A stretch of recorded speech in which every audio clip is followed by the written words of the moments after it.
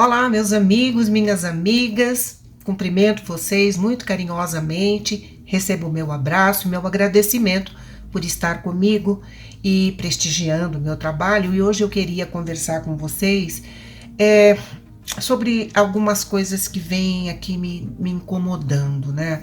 A gente liga a televisão para ver notícias, para se informar, a gente tem que estar informada, e aí a gente vê desvios, operação, lava-jato, escândalos, mata queimando.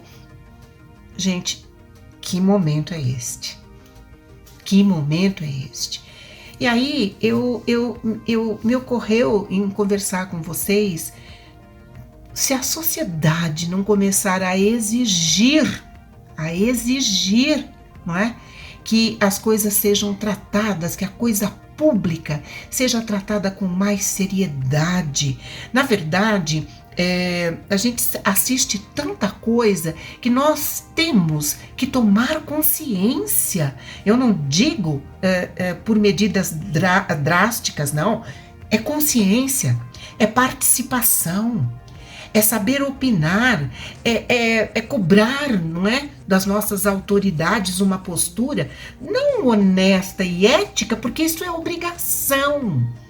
Eu aprendi que eu tenho, é uma virtude exigível a todos, a honestidade, e a outra virtude é a ética, não é? Então o que a gente espera dos nossos governantes é comprometimento com o bem comum, comprometimento, que eles honrem os compromissos de campanha. A gente não pode mais aceitar esta coisa do rouba mais faz. Nossa, esse jargão tem que ser esquecido. A lei da vantagem, lembra do Gerson? A lei da vantagem, que ele fazia uma propaganda de cigarro, eu gosto de levar vantagem em tudo. Acabou. Hoje o mundo não está para isso, de pensar só em si, não. Se você não se juntar, não fizer uma corrente muito forte, muito solidária, muito pensando no outro, a gente vai sucumbir, né? Porque nós não estamos desconectados, nós estamos todos numa coletividade interdependente, não é isso? Numa inter-relação muito forte. Então, basta de dar risada quando você vê um comercial, uma campanha que diz assim: vota em mim, porque pior que tá, não vai ficar. Ah, vai. Vai, se a gente não exigir, que a sociedade não exigir seriedade na conduta da coisa pública, responsabilidade, não é? Se a gente não exigir tudo o que eu falei, este compromisso com a coisa pública, as coisas vão se tornar cada vez mais frequentes, né? Crises políticas, crises econômicas, crise sanitária, crise de ética, crise de representatividade. Chega, eu tô cansada de ver coisas que são inadmissíveis. Você quer ver? Você viu a reabertura das agências do INSS? Cenas dramáticas, né, gente? Poxa, nós ficamos com as agências fechadas por conta da pandemia 4 meses. E se você se lembra, quando fechou o INSS, que é um órgão federal, ele já tinha milhões de processos acumulados, de pedidos para serem examinados. Por quê? Por conta da reforma federal, e ele é um órgão federal, as pessoas se apavoraram que iriam perder, então o que fizeram? Pediram uma aposentadoria. E esse contingente que se aposentou não foi reposto. Lembra disso? Muito bem, agora ficou 4 meses fechado. Todas as agências ficaram fechadas. Não teria dado tempo de preparar para um retorno digno, sem humilhação? Eu ontem vi gente ali, um senhor fraco, pálido, doente, sentado no chão, esperando horas numa fila, sob um sol danado, escaldante, para dar com a cara na porta, para dizerem para ele, não, o senhor agora vai para lá. Meu Deus, esse homem já deve ter vindo de longe. A gente sabe que perícia às vezes é marcada a longa distância, você tem que se locomover, tem que sair de um lugar e ir para outro, às vezes para outra cidade. Então, esta pessoa sentada no chão, sem condições de ficar em pé, uma senhora chorando, dizendo que pediu dinheiro emprestado para ir fazer essa perícia, que ela não aguenta mais as dores. Ah, Jesus do céu, é uma coisa assim, é inadmissível. O que se fez, as autoridades fizeram nestes 4 meses de fechamento? Não deu para preparar, para colocar álcool em gel, para colocar máscara nas agências? O mínimo em época de pandemia, o mínimo sempre, né? Que deve ser uma higiene, trata-se de saúde, deveria ser uma higiene sempre super cuidada, né? Excelente. Mas agora em época de pandemia, onde todo mundo usa máscara, onde todo mundo precisa do álcool, no INSS não tem. E aí o que faz a justiça? Fecha todas as agências. Precisa justiça numa coisa que é o óbvio, é o obrigatório, é a rotina daquele órgão. É inaceitável. Aí vem o superintendente e diz assim, não, a gente já está cuidando de atender a justiça. Olha, precisa mudar. Esses usuários que sofrem tanto, né, que já sofreram tanto, que estão desempregados, que perderam parentes na pandemia e ficaram quietos lá esperando abrir. Bom, uma humilhação, a cara na porta para esse pessoal que é dependente desse atendimento, foi uma humilhação. Muito bem, agora vamos a uma outra notícia. Vou ler aqui, ó. Polícia Federal suspeita por enquanto, que o incêndio que destruiu 25 mil hectares ainda no Pantanal, que ainda está, né, sendo objeto de incêndio, sendo atingido pelo incêndio. Esse incêndio, eles desconfiam que foi criminoso, que era para transformar a área preservada em pasto, né? Área preservada, área onde existe fauna, vida, espécies em extinção. Quanto tempo isto vai demorar para ser recomposto, se é que consegue recompor tudo, não é verdade? E a gente fica assistindo voluntários, né? Você viu os voluntários que fizeram das suas próprias casas clínicas para atender os animais que tinham se machucado, que tinham queimado as patas? Imagina, eu vi aquela onça, nossa, como eu fiquei muito triste, porque eu falo, nós não temos condição de nada.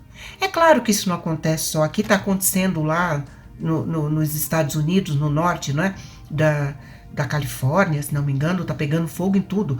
Mas, meu Deus, precisa ter prevenção.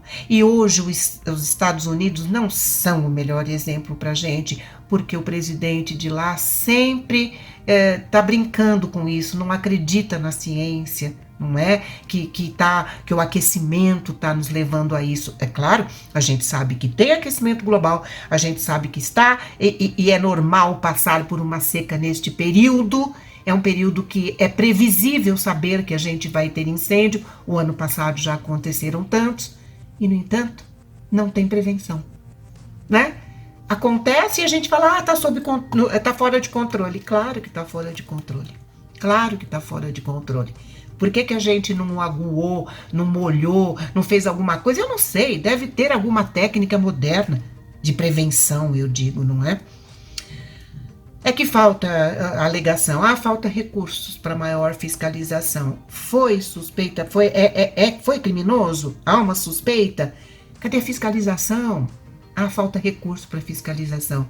Bom, falta recursos, falta vontade, falta cuidado, né? Falta recurso em tudo, mas desperdiça-se, né, recurso em muitos outros setores. Eles vazam pelos ralos aí, né? Agora falta sobretudo, falta em grande quantidade amor pelo que é nosso, respeito pelo que é nosso, respeito pelos cidadãos, pela sociedade. É isso que falta. Aí tem uma outra situação grave. Lembra de um termo que voltou à tona aí? Sincericídio. E o que é sincericídio? É falar com uma sinceridade até imprópria, que se prejudica, que não vê qual o reflexo daquilo que ele vai falar, que a pessoa vai falar, que afeta as relações sociais, né? Então, pense bem, um agente político que tem o atrevimento de dizer que roubou, sim, mas roubou bem menos do que rouba o seu sucessor. Meu Deus, mas onde é que nós estamos? O que está acontecendo? Não é possível uma coisa dessa. Esse é um cara de pau.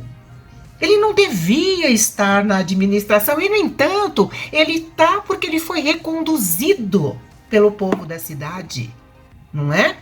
Então, para mim, é uma pessoa que não merece, eu daria as costas na hora. Não, ele estava sendo aplaudido. Estavam dando risada, achando engraçado o que ele estava dizendo. A confissão de uma pessoa neste sentido é desrespeito com aqueles que votaram nele. É desvio de conduta. É não observar princípios éticos, é violar normas administrativas. Eu não sei como definir. É agredir o direito individual de quem está ali, não é? Eu não sei se é pior o sincericida ou o povo que aplaudiu, a insensatez do povo que aplaudiu. Mas você sabe, a neuropolítica tem uma explicação interessante para isso, sabe? Porque é que essas pessoas que aprontam, que erram, que cometem impropriedades, por que elas são reconduzidas? Sabe por quê? O nosso cérebro, ele aprende, ele observa muito mais o êxito do que o fracasso. Ele aprende modelando o êxito e não o fracasso. Ninguém quer saber de ser fracassado, então ele modela o êxito, ok? Então, quando uma pessoa se candidata, e mesmo que tenha desviado, mesmo que tenha roubado recursos, mas proporcionou um benefício para aquele votante, para aquela pessoa do povo, ele vai guardar isso como uma das poucas pessoas que o beneficiou, que lhe deu uma melhor condição de vida. Diz a neuropolítica que é isto que acontece, que é por isto que pessoas que cometem deslizes graves, cometem impropriedades, são reconduzidas, porque o povo tem a memória do benefício, porque é uma memória individual. Ele quer a vantagem para ele. E é isto que eu disse, não pode mais isso. Quem rouba 1, ou 2, ou 3, ou muito, rouba. Eu não tenho coragem de roubar nada de ninguém. Mas quem tem, não tem limite. Porque começa pouquinho e isto aumenta. E qual é o problema? O problema é que nós estamos achando graça, estamos falando, ele rouba mais fácil. E está aumentando. Né? Não se enganem, não se iludam. A gente só vai crescer como nação a hora que a gente fala, não, chega, não dá mais. Isso é uma vergonha. E a gente tem que mudar esse panorama, porque senão a gente corre o risco até de ver roubar e não ver fazer. Vai chegar a esse ponto, né? Mas cadê a obra? Tá a meio. Já tem isso, né, gente? A obra custou fortuna e tá lá, pela metade. Puxa vida, não dá para aceitar mais isso. Então o cidadão precisa reprimir isso. Nós precisamos, né, exigir respeito aos representados, ao dinheiro que a gente entrega como contribuição por meio dos impostos, que a gente paga para ter um serviço de qualidade. Eu quero terminar falando, lendo uma frase oportuníssima nesse caso, de Rui Barbosa.